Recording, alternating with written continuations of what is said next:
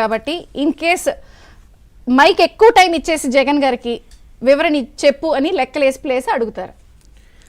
అట్లా కాదు విజయ్ గారు.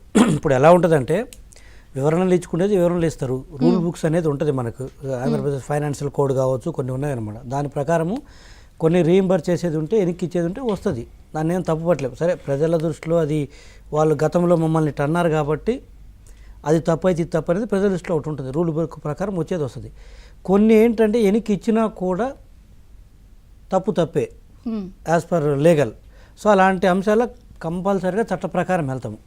రెండోది వచ్చేసరికి ఏంటంటే ఇప్పుడు జగన్మోహన్ రెడ్డి గారి గురించి 2014లో 19లో వారి వ్యక్తిత్వం ఏంటి, వారి పరిపాలన దక్షత ఏంటి అనేది ఎవరికి తెలియదు. సింపుల్గా చెప్పాలంటే, అంటే విత్ డ్యూ అపాలజీ, కొంతమంది అంటారు కూర్చున్న వికలాంగుడు, నేను లేస్తే మనిషిని కాదంటుంటాడు. లేస్తే మనిషిని కాదంటారా?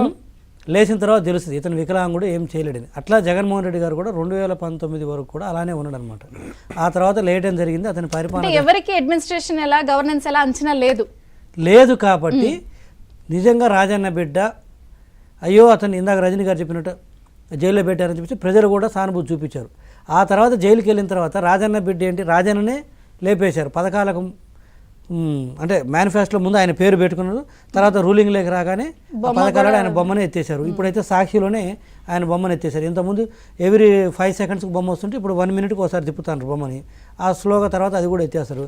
తర్వాత తల్లిని బయట పెట్టారు, చెల్లిని తరిమేశారు, ఇంకొక చెల్లిని ఉంటే చిన్నాన్న కూతురుంటే బయట పెట్టేశారు. ఈరోజు జగన్మోహన్ రెడ్డి గారు అక్కడ ఉన్నది వైఎస్ జగన్మోహన్ రెడ్డి, రాజశేఖర్ రెడ్డి గారి లీనేజ్ కాదు, అక్కడ ఉన్నది భారతి గారి లీనేజ్ నడుస్తుంది. అది ప్రజలు మొత్తం గమనించారు. ఇంకా ఇతని మీద సానుభూతి చూపిస్తారని నేను 100% అనుకోవట్లేదు. రజనీ గారు చెప్పినట్టు అట్లీస్ట్ కనీసం కొన్ని ఇష్యూస్ మీద ఏమైనా పిలిచి ఒక కమిటీ వేసో వివరణ ఇమ్మని అడుగుతారా వచ్చి? ఒకటి యాజ్ పర్ రూల్ ప్రకారం తెలిసిన మొత్తం చేస్తాం. అది వివరణగా తీసుకునేది కావచ్చు, లేకపోతే కేసులు పెట్టేది కావచ్చు. డబ్బులు కడతాము, కట్టించేసుకుంటారా? రూల్స్ పర్మిట్ చేసిన కాడ తీసుకుంటారు. కొన్ని రూల్స్ పర్మిట్ చేయని కాడ డబ్బులు కట్టినా కూడా నేను చెప్పా కదా ఇందాక, అది డబ్బులు కట్టినంత మాత్రాన రాటిఫై కాదు. రాటిఫై కాని వాటి కాడ డెఫినెట్గా కేసు బుక్ చేస్తారు.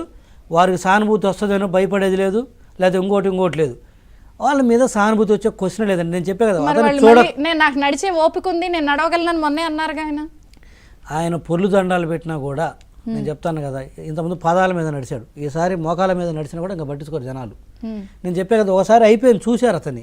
చూడకముందు వరకు కూడా జగన్మోహన్ రెడ్డి గారు అంటే ఆహా ఓహో ఇతను వస్తే తీసేస్తాడు, అది చేసేస్తాడు, ఇది చేస్తాడు, చంద్రబాబు నాయుడు గారికి వయసు అయిపోయింది, ఇతను యువకుడు, ఇతను వస్తే కొత్త ఐడియాలు అది ఇది అని చెప్పేసి నమ్మారు. తప్పులేదు, ఇచ్చారు. ఈరోజు ఏం చేశారు, ఒక 30 సంవత్సరాలు వెనక్కి తీసుకుపోయారు.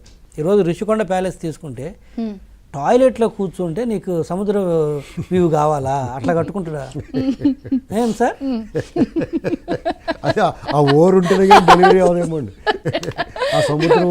చెప్పండి అబ్బా, టీవీ చూసే వాళ్ళు. అది టూరిజం బిల్డింగ్ అంటారు. ఏ టూరిస్ట్కి టాయిలెట్లో కూర్చొని సముద్రం వ్యూ చూపిస్తారు? ఎక్కడైనా ప్రపంచం ఉందా? ఏదో డిన్నర్ చేసేటప్పుడు ఏదో ప్లాన్ చేస్తారు, ఏదో క్యాండిల్ లైట్ డిన్నర్ పెట్టేసి ఏదో వ్యూ యాంబియన్స్ కోసం చేస్తారు. రెండోది, నీకు మసాజ్ సెంటర్లు అవసరం ఏంది లోపల? మసాజ్ సెంటర్లు అవసరమా? ఎవరి కోసం మసాజ్ సెంటర్లు? మసాజ్ అవేమో ఉన్నాయి కదా, మసాజ్ చేసే బెంచి, దానికి సంబంధించిన